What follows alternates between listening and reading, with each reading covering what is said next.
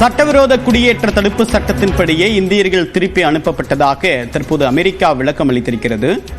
சட்டவிரோதமாக குடியேறியவர்களை மீண்டும் அந்தந்த நாடுகளுக்கு அனுப்பக்கூடிய முயற்சியில் தற்போது அமெரிக்கா ஈடுபட்டு வரக்கூடிய நிலையில் இந்தியாவில் 105 பேர் திருப்பி அனுப்பப்பட்டனர். விவரங்களுடன் நம்முடைய சிறப்பு செய்தியாளர் சுசித்ரா, விவரம் என்ன?